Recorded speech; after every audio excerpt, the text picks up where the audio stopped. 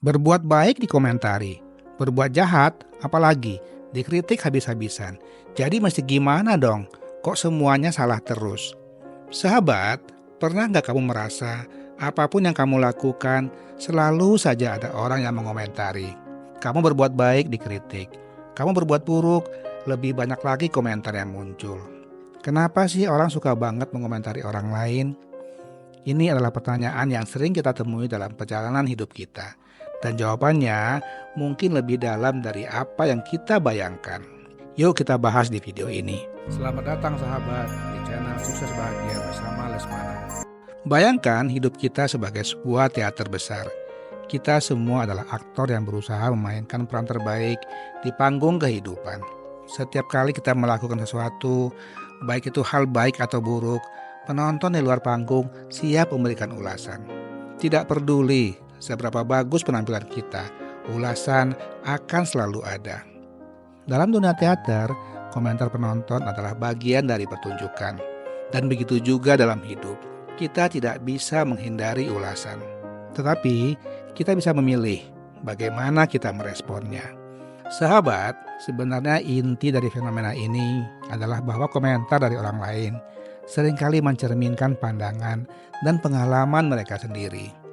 Orang-orang berbicara berdasarkan perspektif mereka, bukan selalu berdasarkan kebenaran mutlak.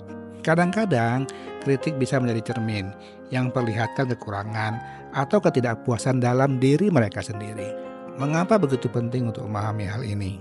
Karena dengan memahami bahwa komentar orang seringkali tentang mereka sendiri dan bukan tentang kita, kita bisa lebih mudah untuk tidak membiarkannya mempengaruhi harga diri dan kebahagiaan kita. Misalnya, seseorang yang terus-menerus mengkritik mungkin sedang berjuang dengan ketidakpuasan pribadi mereka. Dan komentar mereka lebih tentang perasaan mereka sendiri daripada tentang tindakan kita. Mungkin kamu pernah bertanya dalam hati, kenapa sih orang suka banget mengomentari orang lain? Orang seringkali menilai dan mengomentari orang lain karena berbagai alasan. Alasan pertama, keinginan untuk merasa lebih baik. Mengkritik orang lain bisa memberikan perasaan superioritas atau kepuasan sementara bagi sebagian orang. Saat mereka melihat kesalahan atau kekurangan orang lain, mereka merasa lebih baik tentang diri mereka sendiri. Alasan kedua, ketidaktahuan atau ketidakpahaman. Kadang-kadang orang berbicara tanpa memahami sepenuhnya situasi atau konteks yang sebenarnya. Mereka hanya melihat permukaan dan memberikan penilaian tanpa mengetahui keseluruhan cerita. Alasan ketiga adalah perbedaan nilai dan perspektif. Setiap orang memiliki pandangan dan nilai yang berbeda. Dan perbedaan ini bisa menyebabkan penilaian yang tidak selalu adil atau objektif. Apa yang dianggap benar atau baik oleh satu orang belum tentu sama untuk orang lain. Alasan selanjutnya adalah rasa tidak aman atau ketidakbahagiaan pribadi. Kadang-kadang kritik terhadap orang lain bisa menjadi cerminan atas ketidakbahagiaan atau ketidakamanan pribadi. Orang yang merasa tidak puas dengan diri mereka sendiri seringkali mencari celah dalam diri orang lain untuk merasa lebih baik. Alasan yang kelima, ini yang sekarang banyak terjadi, yaitu dibikin konten. Dalam konteks media sosial atau publik, pembicaraan tentang orang lain seringkali menarik perhatian dan menghasilkan lebih banyak interaksi. Orang suka membahas topik yang kontroversial atau menarik untuk mendapatkan perhatian atau terlibat dalam diskusi. Tapi, ada juga alasan dengan niat baik untuk mengubah atau memperbaiki. Beberapa kritik mungkin muncul dari niat baik untuk membantu seseorang menjadi lebih baik, meskipun cara penyampaiannya bisa jadi kurang tepat. Mereka mungkin merasa bahwa dengan mengkritik, mereka sedang memberikan umpan balik yang berguna. Jadi, apa dong yang sebaiknya kita lakukan supaya kita tidak terganggu dan bisa lebih menikmati hidup? Inilah 5 tips praktis yang sebaiknya kamu lakukan dalam menghadapi masalah itu. Tips yang pertama, fokus pada tujuan kamu. Ingatlah mengapa kamu melakukan apa yang kamu lakukan. Apakah itu untuk kepuasan diri, membantu orang lain, atau mencapai tujuan tertentu. Dengan memfokuskan perhatian pada tujuan pribadi, kamu bisa lebih mudah mengabaikan komentar yang tidak konstruktif. Misalnya, jika kamu memulai bisnis dengan tujuan untuk memberikan solusi bagi kebutuhan tertentu, tetaplah fokus pada visi tersebut, meskipun ada yang mengkritik cara kamu melakukannya. Tips yang kedua, ambil pelajaran dari kritik. Kritik bisa menjadi alat yang berguna untuk perbaikan. Cobalah untuk memisahkan kritik yang membangun dari yang tidak. Jika ada nilai positif yang bisa diambil, gunakan itu untuk berkembang.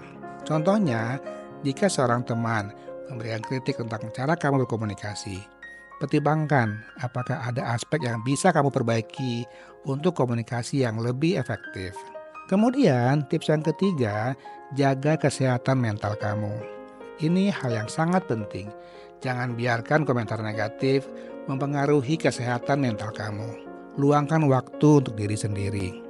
Lakukan aktivitas yang menyenangkan dan jangan biarkan komentar mempengaruhi suasana hati kamu. Menghadapi komentar negatif tidak harus membuatmu merasa buruk tentang diri sendiri.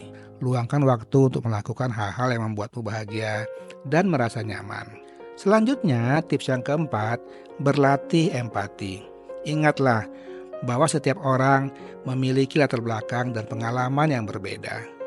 Cobalah untuk melihat dari perspektif mereka dan berlatih empati terhadap komentar yang mungkin datang dari tempat yang tidak kita ketahui. Ini bisa membantu kita memahami bahwa beberapa komentar mungkin tidak bersifat personal, melainkan refleksi dari pengalaman atau perasaan mereka sendiri. Terakhir, tips yang kelima, kelilingi diri dengan dukungan positif. Temukan orang-orang yang mendukung dan memahami kamu. Sahabat sejati akan memberikan dorongan dan umpan balik yang membangun, bukan sekadar komentar yang merendahkan. Dapatkan dukungan dari teman, keluarga, atau mentor yang benar-benar peduli dengan kemajuan dan kesejahteraan kamu. Dan biarkan mereka menjadi sumber energi positif dalam hidup kamu. Sahabat, ingatlah bahwa dalam teater kehidupan ini, kamu adalah pemeran utama dalam ceritamu sendiri. Komentar dari penonton hanyalah bagian dari perjalanan, bukan penentu akhir dari siapa kamu sebenarnya. Dengan menjaga fokus pada diri sendiri dan nilai-nilai yang kamu anut, kamu bisa terus berkembang dan bersinar meskipun ada kritik di luar sana. Kritik dan komentar adalah bagian dari proses yang membantu kita tumbuh.